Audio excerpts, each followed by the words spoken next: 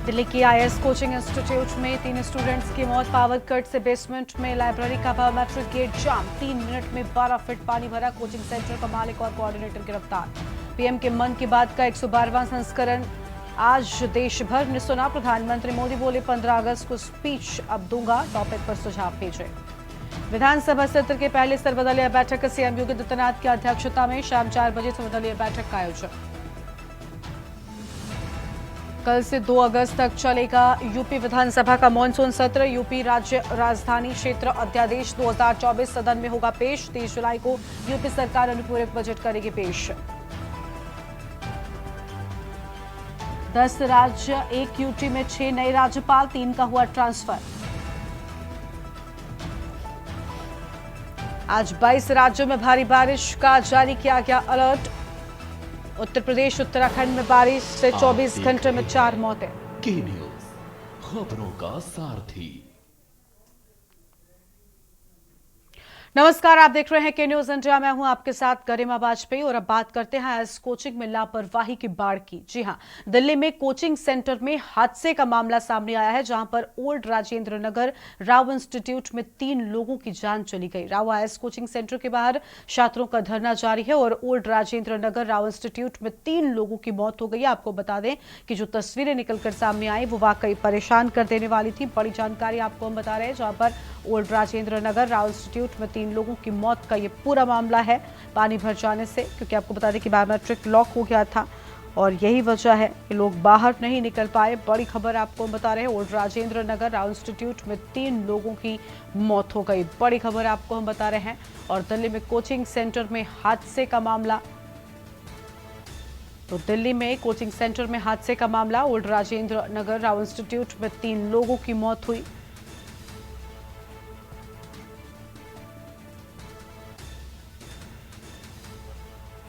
Old Rajendra Nagar Rao institute में 3 लोगों की मौत हो गई, जिसके बाद से ही छात्रों का धरना लगातार यहां पर जारी है।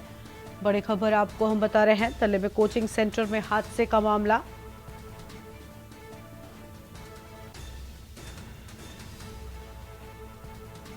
बड़ी जानकारी आपको हम बता रहे हैं।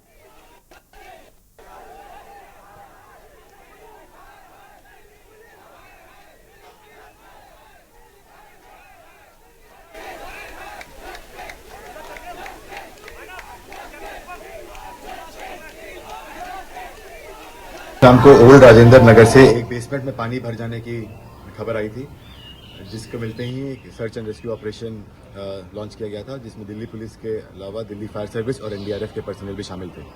ये सर्च एंड रेस्क्यू ऑपरेशन खत्म होने के बाद बेसमेंट से टोटल 3 बॉडी मिले, उनकी पहचान कर ली गई है और उनके परिवारजनों को हमने सूचना दे दिया है। उनकी पहचान हुई है इस प्रकार: श्रेया यादव, जो कि अम्बेडकर नगर यूपी की रहने वाली थी; तानिया सोनी, जिनका परमानेंट एड्रेस तेलंगाना का था; और नेविन डेल्विन, जो एर्नाकुलम केरला के रहने वाले थे। इसके अलावा हमने एफआईआर भी इसमें रजिस्टर कर लिया है। ये एफआईआर राजेंद्र नगर थाने में दर्ज किया गया है under section 105, 1061, 115(2), 290 and 35 BNS।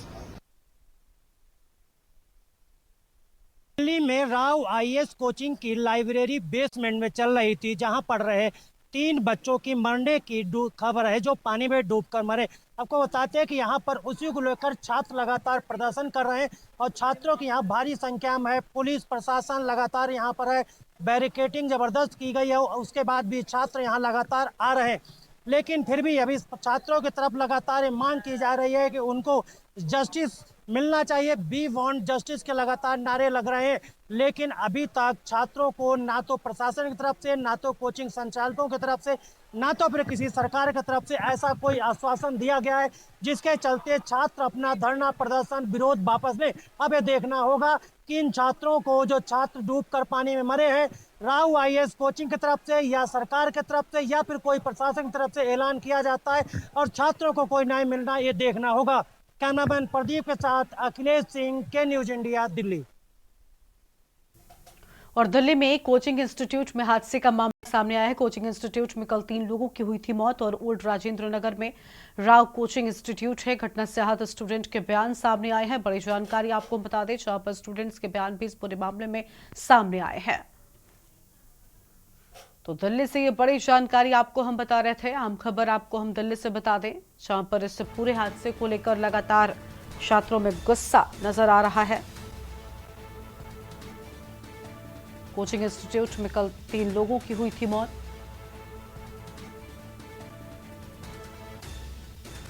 Old Rajendra Nagar में है राव कोचिंग इंस्टीट्यूट।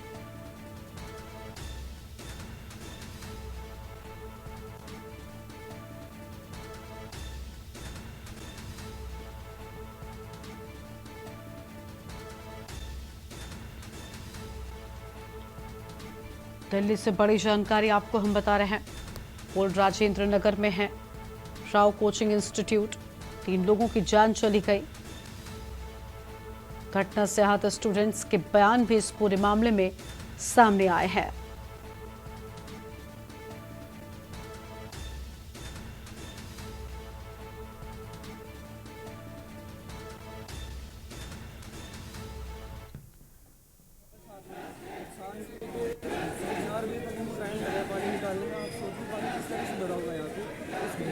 स्टूडेंट्स थे जी। जैसे मीडिया में आ रहा है कि 3 लोग खत्म हुए हैं, जबकि किसी ने हमें बताया नहीं। कोई बोलता है 15, कोई बोलता है 20 है। हुआ क्या, कोई बोल रहा है पानी आया, पानी से लाइब्रेरी बायोमेट्रिक की कुछ लोग हो गए, स्टूडेंट्स वहाँ पे फंस गए। कोई बोल रहा है कि नाला टूट गया, नाले से अचानक 3 मिनट में पानी भर गया। मैं लगातार लिखते भी रहता हूँ अवेयरनेस के लिए युवाओं के। मेरा डॉक्टर विक्रम चौरसिया हुआ, मैं खुद छात्र भी हूँ, पढ़ता भी हूँ। और ऐसी घटना ये कोई नई नहीं है, ये घटना नहीं है, ये मर्डर है, ये मर्डर है सर। आए दिन, अभी 4 दिन पहले नीलेश भाई मेंस लिख रहा था आईएएस का, वो मारा गया। 4 दिन पहले क्या प्रशासन है, कोचिंग वाले दोनों नक्सज इनकी है, इनको सबक नहीं मिली, ये सीखे नहीं। 4 दिन पहले क्यों नहीं कोचिंग लाइब्रेरी बंद किए, लेकिन ये आज रात से बंद करना शुरू करवाए। हर जगह मेरे पास मैसेज आ रहा है कि बंद कर दो, बंद कर। मैं पढ़ता भी हूँ, पढ़ाता भी हूँ। हेलो सर, मेरा नाम सोहेल बागवान है और मैं यहाँ यूपीएससी की तैयारी कर रहा हूँ। हमारा सर मेन मुद्दा है सिस्टम। बात ये नहीं है राव आईएएस की बात नहीं है, सिर्फ इसको बंद करने से कुछ नहीं होगा। यहाँ पर 500 प्लस इंस्टीट्यूट है, 50 से ऊपर लाइब्रेरीज है और 98% लाइब्रेरीज बेसमेंट में है। तो बात हमारा डिमांड ये है कि जितनी भी लाइब्रेरीज यहाँ पर है, सब में सेक्रेटरी प्रोटोकॉल्स चेक किए जाएँ और जितनी भी आगे भी अगर पास हो रही है लाइब्रेरीज, उन सबको प्रॉपर एंट्री, प्रॉपर एग्जिट दिया जाए। क्योंकि वही जो भाई ने बात बोली है कि गर्मी में आग लग गई थी और बारिश में डूब के बच्चे मर गए। तो डिफरेंस पूरा सिस्टम है इको सिस्टम का। यहाँ पर फायर्स की प्रॉपर सेफ्टीज नहीं है, यहाँ पर पानी बराबर, सीवेज लाइन बराबर प्रॉपर है नहीं। अगर आपको पता है, एमसीडी को ये चीज़ पता है कि भाई दिल्ली में ये हॉटस्पॉट एरिया है, यहाँ पर केसेस हो चुके हैं पहले, तो क्यों ना आप बारिश के पहले अपनी सेफ्टी प्रोटोकॉल पर चेक कराओ, ऑडिट कराओ। दिल्ली में कोचिंग सेंटर में हादसे पर राहुल गांधी ने भी पोस्ट किया है। दिल्ली की एक बिल्डिंग के बेसमेंट में पानी भरा और पानी भर जाने के चलते प्रतियोगी छात्रों की जान चली गई है और प्रतियोगी छात्रों की मृत्यु बहुत ही दुर्भाग्यपूर्ण है। कुछ दिन पहले बारिश के दौरान करंट से हादसा हुआ था। बिजली का करंट लगने से छात्र की मृत्यु हुई थी और सभी शोकाकुल परिजनों को संवेदनाएं व्यक्त करता हूं। ये कोलैप्स सिस्टम की संयुक्त असफलता है। राहुल गांधी की ओर से ये बड़ी बातें कही गई हैं। सुरक्षित सुविधाजनक जीवन हर नागरिक का अधिकार है। तो राहुल गांधी ने भी इस पूरे मामले को लेकर अहम बातें लिखी हैं।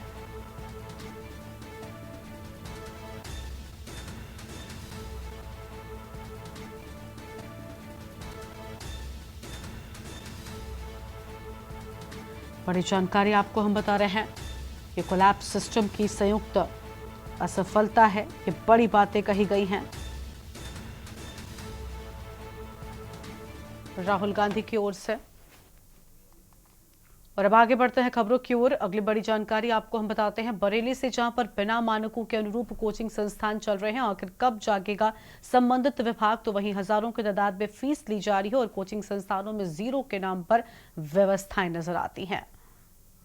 दिल्ली के ओल्ड कल कोचिंग सेंटर में जो हादसा हुआ, उसको कहीं ना कहीं पूरे देश को झकझोर दिया है, जिसमें 3 छात्राओं की मौत हो गई, जिसमें 2 छात्राएं थी और 1 छात्र की उसमें दर्दनाक मौत हुई है। और ये मौत जो है, जो बेसमेंट था उसमें सेंटर चल रहा था कोचिंग का, उसमें पानी का भराव होने के कारण ये हादसा हुआ। अब बात कर ली जाए तो पूरे प्रदेश भर की तो तमाम ऐसे कोचिंग सेंटर हैं जहां पर जो है बेसमेंट में कोचिंग सेंटर को चलाया जा रहा है और कोई भी वहां पर जो मानक हैं उनके मानकों के अनुरूप कोचिंग सेंटर को चलाया जा रहा है। बरेली की बात कर लिया तो तमाम ऐसे कोचिंग सेंटर जिसमें आईएएस और पीसीएस की कक्षाएं संचालित हो रही हैं, लेकिन बेसमेंट में कोचिंगें जरूर कराई जा रही हैं, बच्चों को पढ़ाया जा रहा है, लेकिन जितने मानक हैं, यानी कि जो अग्निशमन विभाग की बात की जाए या फायर ब्रिगेड की बात की जाए, तो उन तमाम तरह की जो एनओसीज होती हैं वो कहीं ना कहीं बिना लिए जो है कोचिंग सेंटरों को संचालित किया जा रहा है। ये तस्वीरें हम आपको दिखाएंगे, ये बरेली का कैरियर टाइम्स जो है कोचिंग सेंटर है। यहाँ पर तमाम बच्चे जो है अपने जो शिक्षा ग्रहण करने आते हैं और यहाँ पर बेसमेंट में भी जो कोचिंग संचालित होती है और ऊपर भी, यानी कि जो आप तस्वीरों में साफ तौर पर से देख सकते हैं कि इस कोचिंग सेंटर में कहीं ना कहीं जो दो गेट होते हैं, यानी कि जो एग्जिट बनाए जाते हैं वो प्रॉपर नहीं है। तो इन तरीके की तमाम ऐसी जो अनियमितताएं हैं वो सेंटरों में देखने को मिलती हैं। फिलहाल जिस तरीके से जो हादसा हुआ है, इस हादसे से कहीं ना कहीं यूपी सरकार भी इस पर कड़ा एक्शन लेगी और जितने कोचिंग सेंटर प्रदेश भर में चल रहे हैं या फिर जिले भरों में चल रहे हैं, उन पर कहीं ना कहीं एक्शन होना लाजमी है। देखना होगा किस तरीके से अब इन कोचिंग सेंटरों पर कार्रवाई होगी, चूंकि लगातार ऐसे हादसों को कहीं ना कहीं कोचिंग संचालक, यानी कि जो संचालन करने वाले लोग हैं, वो कहीं ना कहीं जो इनका माफिया का जो काम है वो कहीं ना कहीं फल फूल रहा है और कहीं ना कहीं जो बच्चे हैं उनकी जान पर खतरा बना रहता है। कैमरा पर्सन वैभव के साथ शानू कुमार, के न्यूज इंडिया। और अगली खबर है रायबरेली से, जहां पर दिल्ली में हुए आईएएस कोचिंग संस्थान में हादसे के बाद रायबरेली में कोचिंग संचालकों का के न्यूज की टीम ने अलग अलग कोचिंग संस्थानों का रियलिटी चेक किया है। रियलिटी चेक के दौरान कोचिंग संस्थानों में कहीं व्यवस्था व कहीं अव्यवस्थाओं का अंबार देखा है। के न्यूज की टीम ने ग्राउंड जीरो पर जाकर रियलिटी चेक किया। आइए आपको भी दिखाते हैं। दिल्ली में कोचिंग संस्थान आईएएस की पढ़ाई कर रहे स्टूडेंटों में अचानक आपदा आ जाने से 3 स्टूडेंटों की मौत हो जाती है। उसके बाद देखा जा रहा है कि उत्तर प्रदेश में प्रशासन हाई अलर्ट मोड पे दिखाई दे रहा है। सभी कोचिंग संस्थानों में आखिर किस प्रकार व्यवस्थाएं की गई हैं, इसका रियलिटी चेक करने आज के न्यूज की टीम रायबरेली जिले के एक कोचिंग संस्थान पहुंची है और यहाँ पे जाने की कि आखिर आपदा से बचने को लेकर के क्या व्यवस्थाएं की गई हैं। ये देख सकते हैं कोचिंग संस्थान है जहाँ पे जो स्टूडेंट हैं वो पढ़ाई कर रहे हैं, लेकिन इनसे बचने के लिए क्या कोचिंग संस्थान की तरफ से व्यवस्थाएं की गई है, इसको जानने का काम करके देख सकते हैं। यहाँ पे किस प्रकार यहाँ पे आपदा से बचने को लेकर के व्यवस्थाएं की गई, क्योंकि जिस प्रकार दिल्ली में हादसा हुआ है उसको लेकर के क्या आप लोग अलर्ट करें? जैसे दिल्ली में हादसा हुआ तो बेसमेंट की बात थी, वहाँ पे पानी का भराव ज़्यादा हुआ और पानी के भराव के कारण से बच्चे उसमें निकल नहीं पाए। और अपने यहाँ कोचिंग में श्री गुरुदेव इंस्टीट्यूट में आप देख सकते हैं, सामने है आपके, कि इसमें बेसमेंट तो है ही नहीं, इसमें पूरी बिल्डिंग है। आपकी जो भी क्लासेस चलती हैं रावली के अंदर, यहाँ पर आपका एक संस्थान है श्री गुरुदेव इंस्टीट्यूट, जो कि इसमें बिल्डिंग में क्लासेस सारी चलती हैं। ठीक, निकलने के लिए आपके पास एक गेट रखा है, कोई भी आपदा आती है, किसी भी प्रकार की आती है, ठीक है, अग्निशमन की भी व्यवस्था पूरी है। निकलने के लिए हमारे पास 2 रास्ते हैं। यहाँ पर खिड़की भी लगी हुई है कि हम खिड़की को खोल करके फिर इधर से बच्चों को भी निकाल सकते हैं। सीढ़ी लगी हुई है, आपके ऊपर से भी बच्चे निकल सकते हैं। यहाँ पे जो है अग्निशमन के हर वर्ष जो है, जब वो अगर उसकी आवश्यकता नहीं भी रहती है तो हमारे लिए जो उसका डेट ओवर हो जाता है तो हम लोग उसको बुलवा करके उसको लगवा लेते हैं। तो रायबरेली का एक कोचिंग संस्थान है जहाँ पर आपको बता दें निकासी को लेकर के 2 द्वार बनाए गए हैं, अग्निशमन यंत्र की भी व्यवस्थाएं की गई हैं। तो कहीं अभी भी रायबरेली में कुछ ऐसे कोचिंग संस्थान है जहाँ पे अभी भी व्यवस्थाएं अगर देखा जाए तो अभी पूरी नहीं की गई हैं। हादसा अगर होता है तो उसके जिम्मेदार आखिर क्या कोचिंग संचालक होगा या रायबरेली प्रशासन होगा, ये बड़ा सवाल है। लेकिन खबर दिखाए जाने के बाद क्या रायबरेली प्रशासन इस ओर ध्यान देगा या नहीं, ये आने वाला समय जरूर बताएगा। केशवानंद शुक्ला, के न्यूज, रायबरेली।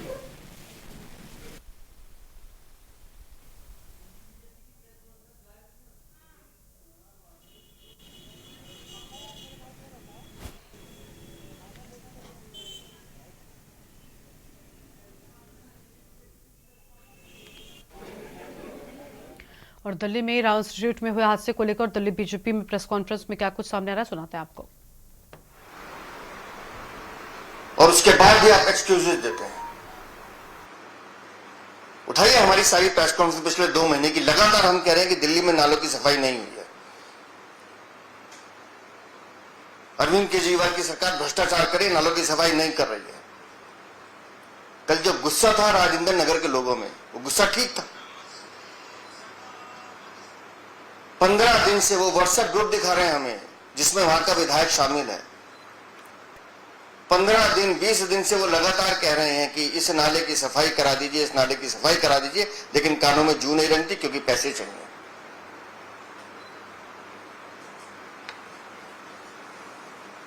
क्या सपने लेकर बच्चे दिल्ली आते हैं? पटेल नगर में सड़क पे चलता हुआ बच्चा मर जाता है, 3 बच्चे कल लाइब्रेरी में चले जाते हैं। और ये बहानेबाजी ढूंढ रहे हैं। 15 साल भाजपा का शासन था निगम में, ये बोल रहे हैं। पिछले 2 साल से निगम में आप हैं, आपकी जिम्मेदारी थी उन नालों की सफाई करवाना, जो आपने नहीं कराई। दिल्ली की सरकार आपकी है, जल बोर्ड आपका है।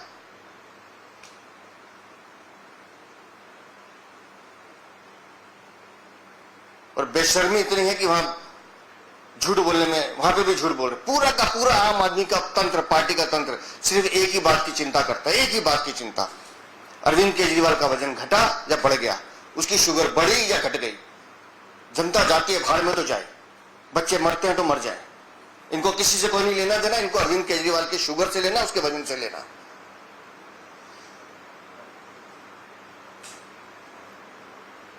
मासूम बच्चे हैं, क्या कसूर है उनका?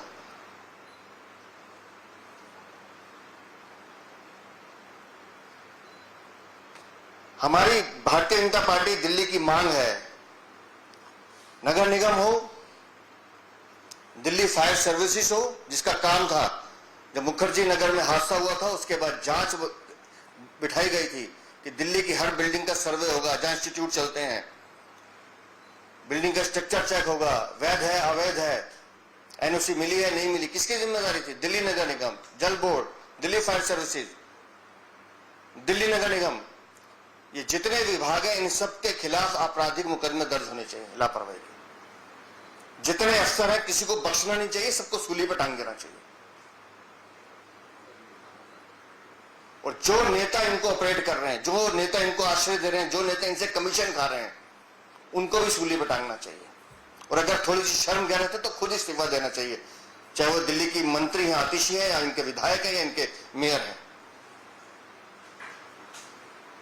कोई बहाना नहीं है आपके पास। राजेंद्र नगर में पार्षद आपका है, विधायक आपका है, सरकार आपकी है। आपको जिम्मेदारी लेनी पड़ेगी, जिम्मेदारी से भागने नहीं देंगे हम। और इसीलिए हम मांग कर रहे हैं कि जितने भी विभाग हैं उनके खिलाफ आपराधिक मुकदमे दर्ज हो, जो जो लोग इसमें दोषी उनके खिलाफ कड़ी कार्रवाई हो। और साथ ही साथ ये जो मासूम बच्चे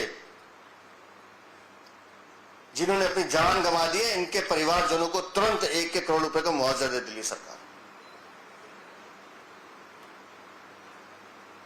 ये हादसा नहीं है, ये हत्या है आपके लापरवाही के कारण, आपके भ्रष्टाचार, आपके पैसे के लालच के कारण, आपकी भूख के कारण, जो दिल्ली को तबाह कर रही है। और आप बच नहीं सकते इससे। और इनकी लापरवाही के खिलाफ, इनके भ्रष्टाचार के खिलाफ कल भारतीय जनता पार्टी आम आदमी पार्टी के कार्यालय पर प्रदर्शन भी करेगी सुबह, और मजबूर करेगी कि आप जवाब दें, इस्तीफा दें, नहीं तो जनता आपको नीचे उतार के फेंकेगी।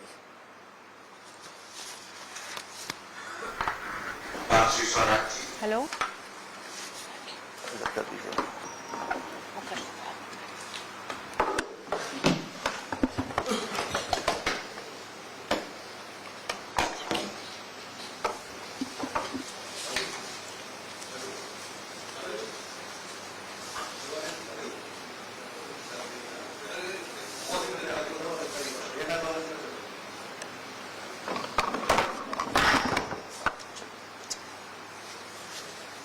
धन्यवाद।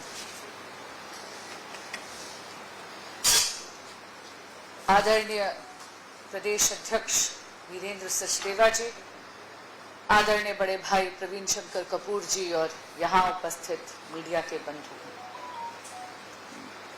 कल रात जो राजेंद्र नगर में हुआ है ये कोई हादसा नहीं है, इसमें तो डायरेक्ट क्रिमिनल नेग्लिजेंस का केस बनता है। कुछ तिथियां आपके समक्ष रखना चाहूं। 22 जुलाई 2024 को राजेंद्र नगर में वाटर लॉगिंग होती है, यानी जल भराव होता है। वहां के स्थानीय लोग और भाजपा के वरिष्ठ नेता ये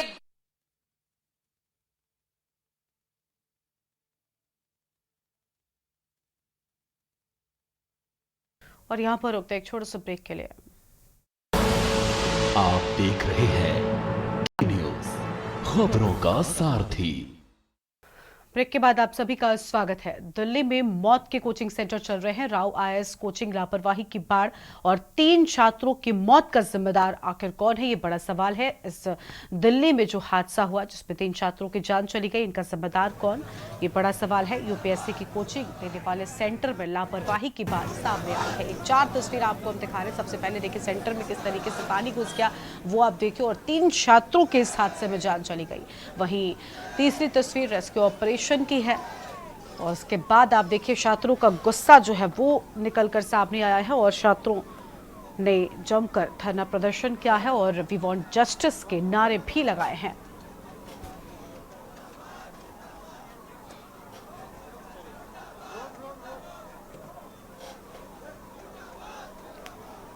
तो दिल्ली में मौत के कोचिंग सेंटर की ये 4 तस्वीर आपको हम दिखा रहे हैं।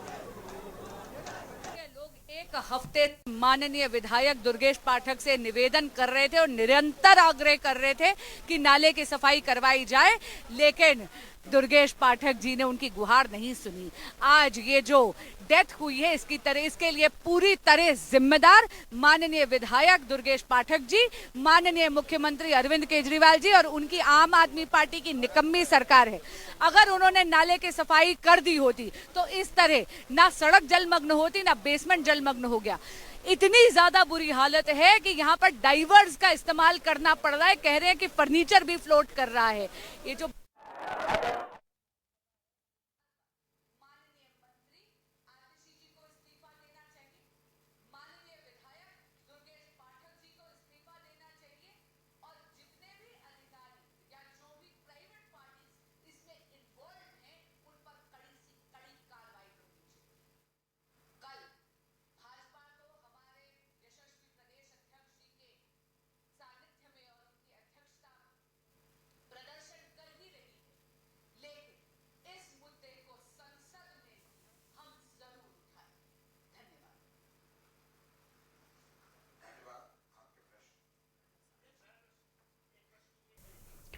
अब बड़ी बात यह कि आखिर इस लापरवाही का जिम्मेदार कौन है और कोचिंग सेंटर में जो मौतें हुई इनका जिम्मेदार कौन है। 3 छात्रों की आज मौत हो गई और श्रेया यादव जिनकी उम्र 25 साल है, वहीं आपको बता दें कि तानिया सोनी जिनकी उम्र 25 साल है और नवीन डालविन जिनकी उम्र 28 साल है।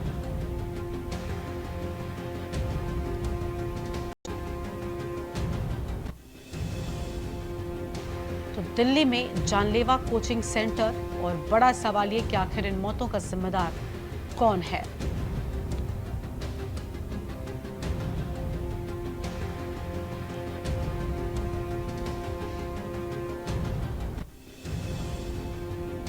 नवीन डालविन जिनकी उम्र 28 साल थी, इस हादसे में उनकी जान चली गई और श्रेया यादव जिनकी उम्र 25 साल थी, उन्होंने भी अपनी जान गंवा दी। तानिया सोनी जिनकी उम्र 25 साल थी, उनकी भी जान जाने की बात सामने आ रही है।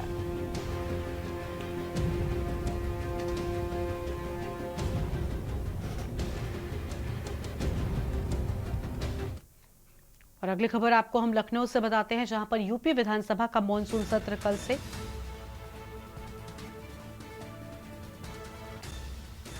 अगली खबर आपको हम बता रहे हैं लखनऊ से। देखिए इसी बीच लखनऊ से एक बड़ी जानकारी और सामने आ रही है, उसका पहले रुख कर लेते हैं। बड़ी जानकारी लखनऊ से, माता प्रसाद पांडे बने नेता प्रतिपक्ष, फार्मर स्पीकर रह चुके हैं माता प्रसाद पांडे। बड़ी जानकारी आपको हम बता दें, जहां पर यूपी विधानसभा के 2 बार अध्यक्ष भी रह चुके हैं। तो ये बड़ी जानकारी लखनऊ से इसी बीच सामने आई है। लखनऊ से बड़ी खबर, यूपी विधानसभा के 2 बार के अध्यक्ष भी रह चुके हैं माता प्रसाद पांडे। अहम खबर आपको हम बता दें, माता प्रसाद पांडे, बड़ी जानकारी आपको हम बता दें, यूपी विधानसभा में नेता प्रतिपक्ष बने हैं। अहम खबर आपको हम बता रहे हैं और विधानसभा के नेता प्रतिपक्ष होंगे माता प्रसाद पांडे। अखिलेश यादव ने मोहर लगा दी है। समाजवादी पार्टी ने माता प्रसाद पांडे को उत्तर प्रदेश विधानसभा में नेता प्रतिपक्ष बनाया है।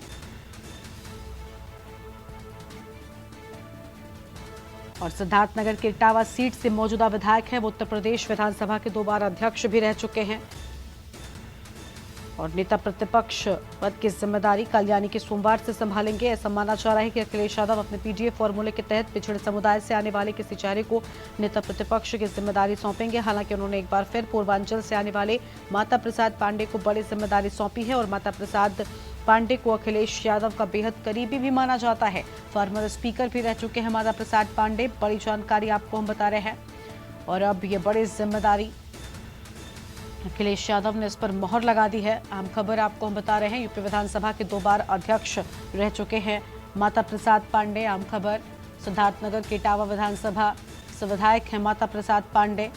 और इसी खबर पर बातचीत के लिए हमारे साथ में हमारे संवाददाता संदीप मिश्रा जुड़ चुके हैं लखनऊ से। संदीप, ऐसा माना जा रहा था कि पहले अखिलेश पीडीए फॉर्मूले के तहत किसी को बनाएंगे, लेकिन कई नाम भी रेस में सामने आ रहे थे, लेकिन अपने करीबी माने जाने वाले माता प्रसाद पांडे को अब ये बड़ी जिम्मेदारी उनकी ओर से सौंप दी गई है।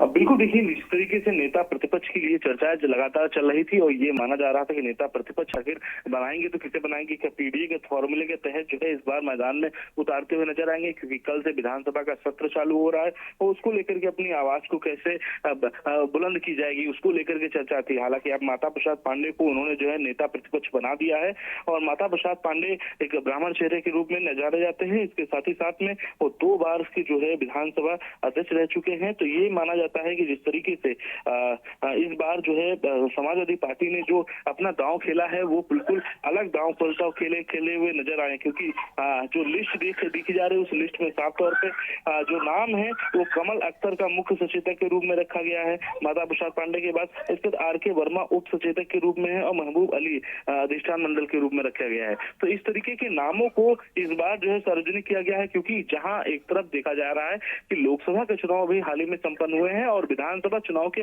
10 सीटों पर तैयारी करनी है, कैसे जनता के मुद्दे को विधानसभा में उठाना है और उन मुद्दों को उठाने को लेकर के समाजवादी पार्टी इस बार कोई कमी कसर नहीं करना चाह रही और इसीलिए शायद माता प्रसाद पांडे को इस बार जो है नेता प्रतिपक्ष बनाया गया है, क्योंकि जिससे वो जनता की आवाज को जो है वहाँ विधानसभा में उठा सके।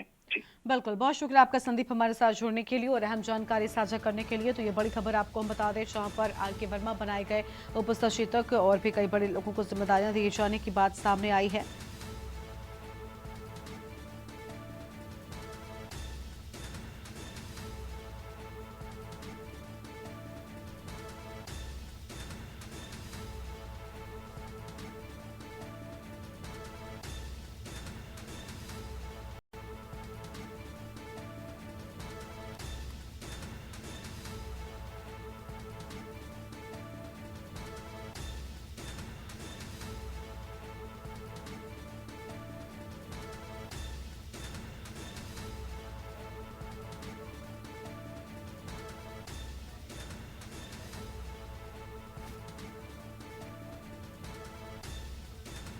अगली खबर आपको हम बताते हैं लखनऊ से, जहां पर यूपी विधानसभा का मॉनसून सत्र कल से 29 जुलाई से 2 अगस्त तक चलेगा।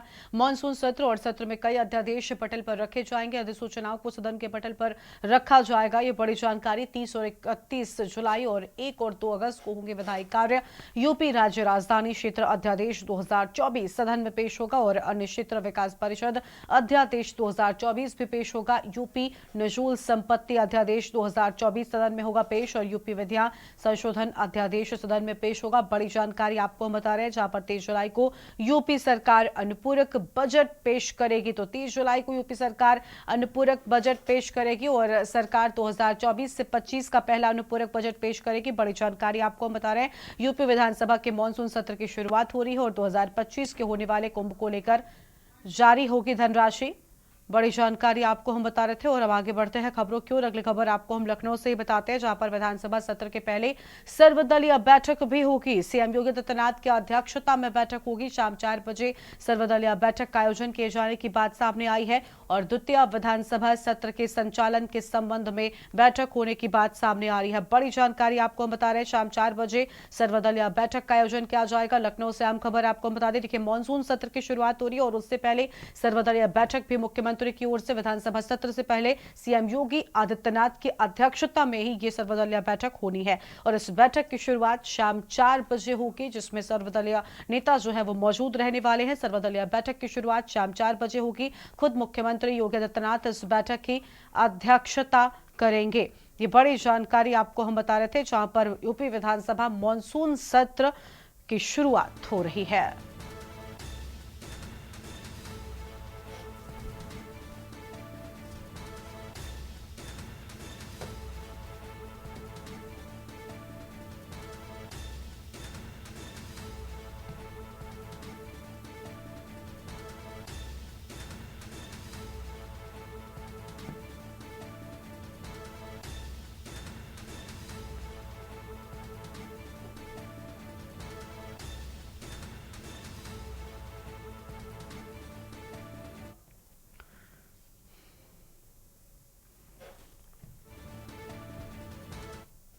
और अब सीधा आपको दिल्ली के करोल बाग लेकर चलते हैं, जहां पर छात्रों का हंगामा देखने को मिल रहा है। बड़ी संख्या में छात्र नारेबाजी कर रहे हैं और आप देखिए यहां पर दिल्ली पुलिस भी मुस्तैद है पूरी तरीके से। बड़ी जानकारी आपको हम बता रहे हैं और तस्वीर आपको हम दिखा रहे हैं, जहां पर दिल्ली में हुए हादसे को लेकर लगातार छात्रों का जो गुस्सा है वो आप देख सकते हैं।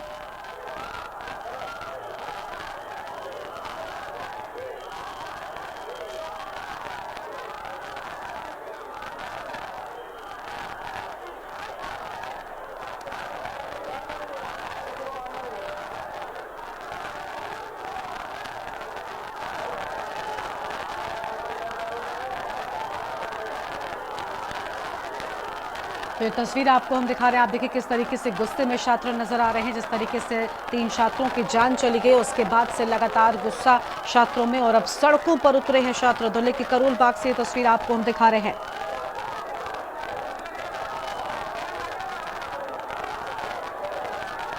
तो दिल्ली कोचिंग हादसे के बाद छात्रों में गुस्सा और सड़कों पर छात्र नजर आ रहे हैं।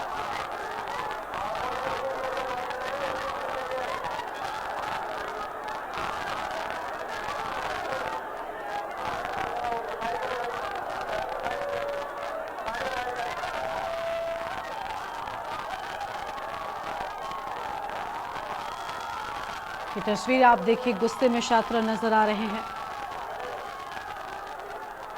और एक्सक्लूसिव तस्वीर आपको हम दिखा रहे हैं। दिल्ली हादसे को लेकर ये एक्सक्लूसिव तस्वीरें। दिल्ली के करोल बाग में छात्रों का उग्र प्रदर्शन देखने को मिल रहा है। दिल्ली में हुए हादसे में 3 छात्रों की जान चली गई। दिल्ली करोल बाग में छात्रों का उग्र प्रदर्शन, हालांकि छात्रों को समझाने का प्रयास लगातार किया जा रहा है और लगातार वी वांट जस्टिस के नारे भी छात्रों की ओर से लगाए जा रहे हैं। तो दिल्ली करोल बाग में छात्रों का उग्र प्रदर्शन देखने को मिल रहा है। तस्वीर आपको हम दिखा रहे हैं, एक्सक्लूसिव तस्वीर आपके टीवी स्क्रीन पर।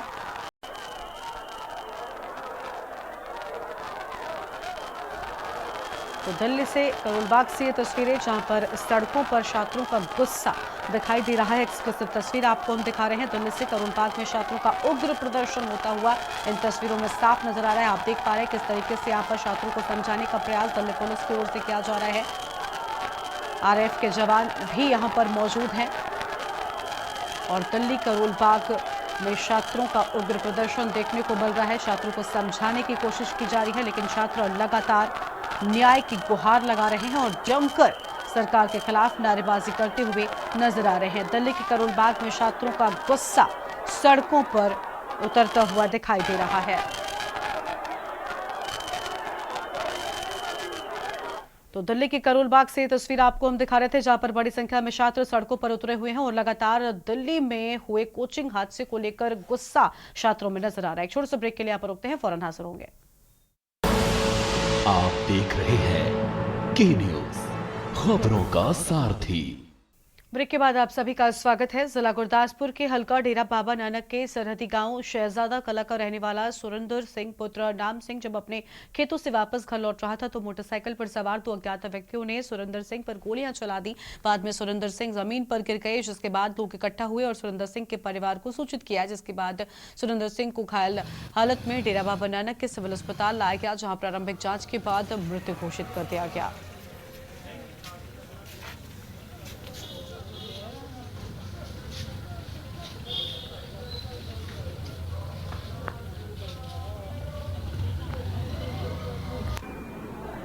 ना कोई बात गल बात है कोई गल रात को पानी अद्धी गड्डी रात को पानी ना आवे सारा झोना लाया 13 किले थां कोई गल बात नहीं रात को उस मौके पे पहुंच हाँ जी मौके पे पहुंचे हाँ तो ਹੁਣ ਕਰਦਾ ਅੱਜ ਸਾਨੂੰ ਹੁਣੇ ਇਨਫੋਰਮੇਸ਼ਨ ਮਿਲੀ ਆ ਕਿ ਸਵਿੰਦਰ ਸਿੰਘ ਪੁੱਤਰ ਹਰਨਾਮ ਸਿੰਘ ਵਾਸੀ ਸਜਾਲਾ ਇਹਨਾਂ ਨੂੰ ਕੋਈ ਅਣਪਛਾਤਾ ਵਿਅਕਤੀ ਗੋਲੀ ਮਾਰ ਕੇ ਚਲਾ ਗਿਆ ਤੇ ਇਹ ਹੁਣ ਇੱਥੇ ਦਬਦਬ ਹਸਪਤਾਲ ਲਿਆਂਦਾ ਇਹਨਾਂ ਨੂੰ ਜਿੱਥੇ ਇਹਨਾਂ ਦੀ ਮੌਤ ਹੋ ਚੁੱਕੀ ਤੇ ਪੂਰਾ ਮਾਮਲਾ ਕੁਝ ਪਤਾ ਲੱਗਾ ਜੀ ਨਹੀਂ ਜੇ ਕੋਈ ਪੂਰੇ ਮਾਮਲੇ ਦਾ ਨਹੀਂ ਪਤਾ ਇਹ ਤਫਤੀਸ਼ ਚੱਲੂ ਜੀ ਪਤਾ ਲੱਗੂਗਾ ਅਜੇ ਘਰਦਿਆਂ ਦੇ ਸਟੇਟਮੈਂਟ ਲਵਾਂਗੇ ਜੋ ਵੀ ਇਹਨਾਂ ਦੇ ਸਟੇਟਮੈਂਟ ਮੁਤਾਬਕ ਬੰਦੀ ਕਾਰਵਾਈ ਕਰਾਂਗੇ।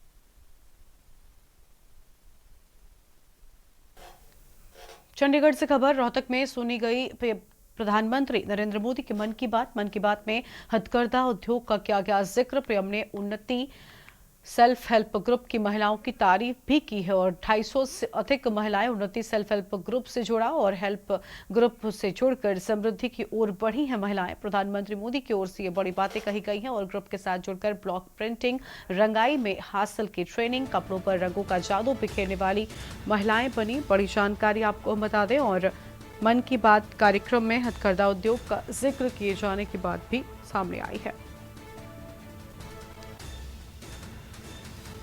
हम खबर आपको हम बता रहे हैं जहां आज प्रधानमंत्री के मन की बात को देश भर ने सुना और इसके साथ ही उन्होंने आज मन की बात में कई अहम मुद्दों को लेकर बातचीत की है।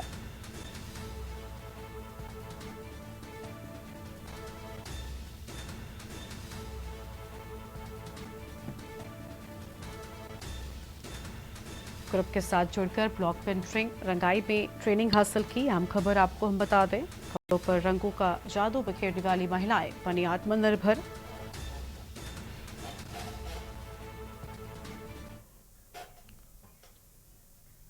अगली खबर है फरीदाबाद से जहां पर कांवड़ियों की हाईटेंशन लाइन की चपेट में आई गाड़ी। तिगांव से कांवड़ लेने जा रहे थे कांवड़िए और एक कांवड़िए की हुई मौत, अन्य गंभीर रूप से घायल हो गए हैं। वहीं घायलों को निजी अस्पताल में भर्ती कराए जाने की बात भी सामने आई है। तो घायलों को निजी अस्पताल में भर्ती कराया गया है। बड़ी जानकारी आपको हम बता दें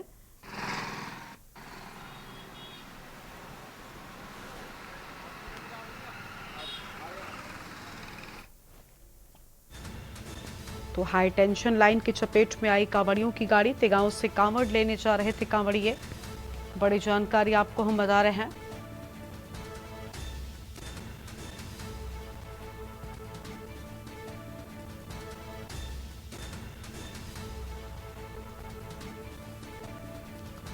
फरीदाबाद से खबर कांवड़ियों की हाई टेंशन लाइन की चपेट में आई गाड़ी। अहम खबर आपको हम बता दें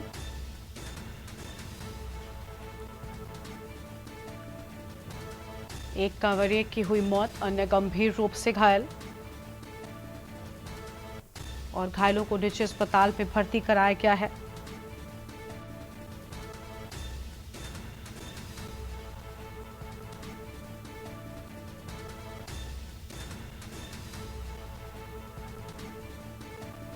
तो गांव से कांवड़ लेने जा रहे थे कांवड़िए। एक कांवड़िए की मौत हो गई, अन्य गंभीर रूप से घायल बताए जाते हैं।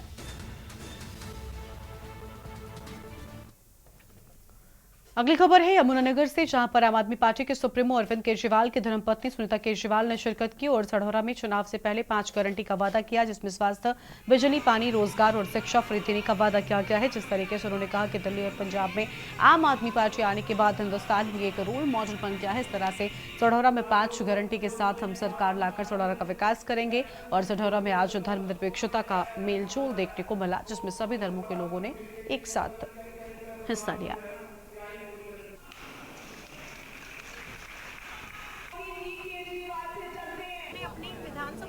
के अंदर अपनी 5 गारंटीज लॉन्च कर दी हैं, जो कि आज तक किसी सरकार ने नहीं की। 5 गारंटीज में फ्री शिक्षा, फ्री आपको मेडिकल टेस्ट, महिलाओं के लिए 1000 रुपए की गारंटी, सुरक्षा और मुहैया कराने का पूरा वादा। तो मैंने 5 गारंटी की बात की जा रही है। 5 गारंटी ऐसी कौन सी रहेंगी जो जनता के लिए प्रभावित कर सकेगी, वोट के लिए वोट को प्रभावित कर सकेगी? देखिए, सबसे पहले ये कि करप्शन से दूर किया गया है। करप्शन का एक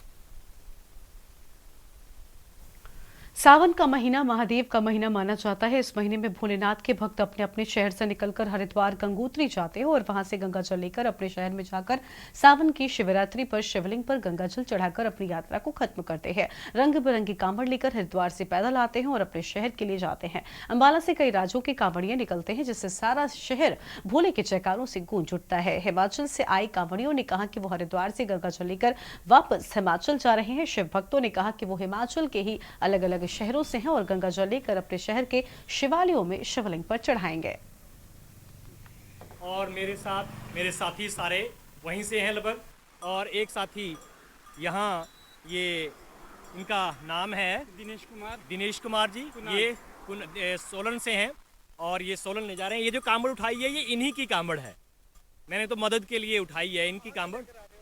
ये हरिद्वार से लेके आए हैं जी, पहले हरिद्वार से ये सोलन लेके जाएंगे इस कांवड़ को। और हम जैसे हमने ये धारण किए कांवड़, हमारी गाड़ी भी है साथ में, तो कुछ गाड़ी पे है हमारी और कुछ हम अपने आप उठाते हैं जल धारण करके। तो हिमाचल प्रदेश जिला बिलासपुर में जाएंगे। कोई दिक्कत नहीं है, भोलेनाथ की कृपा है। देखिए सबसे बड़ी बात ये है कि ये जो हम यात्रा करते हैं ना जी, ये भोलेनाथ की ही कृपा से है। बोले गंगा मैया की। हम गंगोत्री से हिमाचल बिलासपुर, मेरा नाम भाग सिंह जी है और हम गौमुख से गंगोत्री से जल लेके हिमाचल बिलासपुर के लिए रवाना हो रहे हैं। और गंगा माई का आशीर्वाद हमें 24 घंटे तवेदार मिलता है। और दूसरी बात ये है कि हमारे को कांवड़ियों को सबसे अच्छी सुविधा योगी सरकार में, जो यूपी में हम आए बड़े शांति से और सुख से आए, और योगी की बहुत अच्छी कांवड़ यात्रियों की सेवा के लिए मौका मिला हमारे को। तो हमें योगी जी को ये प्रदान करते हैं कि योगी जी ऐसी कांवड़ यात्रा आगे भी चलाते रहे। पीछे भी हमारे को बहुत अच्छा मिला। प्राचीन शिव मंदिर, भोलेनाथ का प्राचीन शिव मंदिर, सबसे ऊंचा एशिया का मंदिर जटोली में, वहाँ समर्पित करेंगे। इसलिए घर के उपलक्ष्य में माँ को साथ नहलाने के लिए 21 लीटर जल कांवड़ लेकर चला हूँ, माँ गंगे और माँ शिव भोले का आशीर्वाद से। बोलिए शंकर भगवान की जय, गंगा मैया की जय। मेरा नाम जोगेंद्र पाल है, मैं हिमाचल प्रदेश बिलासपुर का रहने वाला हूँ। और शिव मंदिर में मैं ये जो अपना कांवड़ जल है वो शिव मंदिर में जला अभिषेक करूँगा। वो पिंडी जो है वो अपने आप प्रकट हुई है और मेरी 9वीं यात्रा है। मैं गौमुख से बिलासपुर तक यात्रा करता हूँ और भोलेनाथ की मर्जी से के बिना कुछ नहीं हो सकता। और यहाँ पर रुकते हैं, छोटे से ब्रेक के लिए चल लौटेंगे। आप देख रहे हैं के न्यूज, खबरों का सारथी। ब्रेक के बाद आप सभी का स्वागत है। फरीदाबाद आने वाली 15 अगस्त को जहां हाईकोर्ट देश स्वतंत्रता दिवस मनाकर शहीदों को याद करेगा, तो वहीं वल्लभगढ़ विधानसभा क्षेत्र के 19 स्वतंत्रता सेनानियों की याद में हर घर पर तिरंगा लहराएगा। वल्लभगढ़ के युवा भाजपा नेता भारत भूषण का कहना है कि 15 अगस्त को वल्लभगढ़ में हर घर में तिरंगा लहराएगा। दरअसल भारत भूषण लगातार हर घर में झंडा वितरित करते हुए नजर आ रहे हैं। हमने तिरंगा यात्रा शुरू की है, हर घर झंडा अभियान शुरू किया है और आज हम यहाँ मुजेसर आए हैं तिरंगा बांटने के लिए। और हर घर, हर गली, हर चौराहे पे हम जितने भी लोग मिलेंगे उनको तिरंगा देंगे और उनसे निवेदन करेंगे कि आपने 15 अगस्त से पहले अपने हर घर पर तिरंगा लगाएं, तिरंगा फहराएं और देश के पर्व को बनाएं। एक बार देश के प्रधानमंत्री नरेंद्र मोदी ने नारा दिया था जी कि हर घर तिरंगा होगा जी। क्या लगता है उसी नारे को फिर से साकार करने के लिए भारत बिल्कुल बहुत अच्छा नारा है और हर घर तिरंगा है। और आप देखिएगा ये अभियान बहुत लंबा चलने वाला है, पूरे देश में चलने वाला है। हमने इसकी शुरुआत थोड़ी जल्दी कर दी है, लेकिन क्योंकि इसलिए कि वल्लभगढ़ विधानसभा काफी बड़ी है और गली गली तक हमें पहुंचना है। तो इसीलिए आपने देखा कि बारिश होते हुए भी भारी मात्रा में लोग घर से निकले और तिरंगा यात्रा में हमारे साथ शामिल बात है। इसके बहाने से शहीदों की, जिन्होंने देश के लिए बलिदान किया है, कभी भी उनकी याद आती है और हमें भी कुछ त्याग करने की प्रेरणा मिलती है। किसी ने अभी तक ये चीज नहीं सोची कि अपने विधानसभा क्षेत्र में हर घर तिरंगा वितरित किया जाए। भारत भूषण कर रहे हैं, इसको लेकर क्या कहेंगे आप? यही एक युवा की सोच में और जो पुराने नेता है उनकी में फर्क है। इसी वजह से सब लोग सब चाहते हैं कि भाई ये नया लड़का है, कुछ काम करके दिखाएगा, इसीलिए भारत को सब चाहते हैं। 15 अगस्त पर हर घर तिरंगा लहराने की बात हो रही है, मानते आप लहर पाएंगे? हर घर तक ना भी पहुंच पाए तो हर घर तक हमारा संदेश जरूर पहुंच जाए। पखानजोर से खबर है, जहां पिछले 10 दिनों से लगातार बारिश हो रही है। नदी और नाले उफान पर है, जनजीवन अस्त व्यस्त है। 5 दिनों से 35 से अधिक गांव टापू में तब्दील हो चुके हैं और अकमेटा और कुटरी नदी में लबालब भरे पानी। 5 दिनों से मुख्यालय से टूटा संपर्क। किसानों को धान की फसल को लेकर चिंता बढ़ गई है। लगातार बारिश से फसलों का हो रहा नुकसान। एसडीएम, तहसीलदार, आलाधिकारी अलर्ट मोड पर है। बड़ी जानकारी आपको हम बता रहे हैं।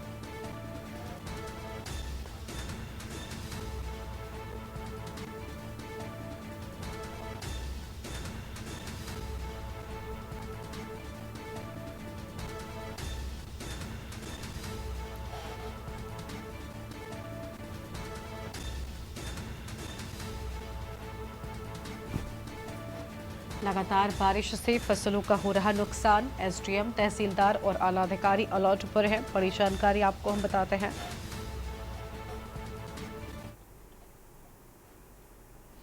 लखनऊ से अगली खबर आपको बता दें, जहां पर कांग्रेस के प्रदेश अध्यक्ष अजय राय की पीसी। कांग्रेस हर जनपद में रखेगी शिकायत पेटी। पेटी में डालेंगे लोग अपनी समस्याओं की चिट्ठी। बनारस में होटल इसलिए तोड़ा जा रहा है क्योंकि होटल मालिक इंडिया गठबंधन से जुड़ा है। बड़ी जानकारी आपको बता दें, लगभग 25 होटल बीजेपी कार्यकर्ताओं के हैं, उनको छोड़ा गया है। बनारस के एजीएम सिटी को जूम में रखना चाहिए। कल विधानसभा सत्र में कांग्रेस जनता के मुद्दों को उठाएगी। बड़ी जानकारी आपको बता रहे थे लखनऊ से।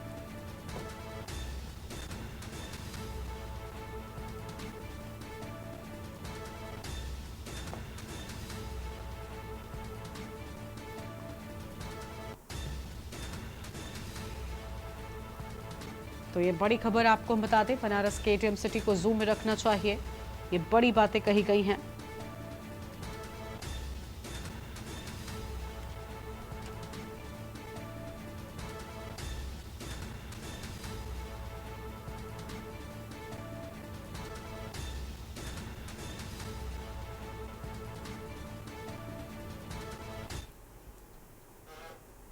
और देश की बात पे फिलहाल इतना ही। आप देखते रहे के न्यूज़ इंडिया। नमस्कार।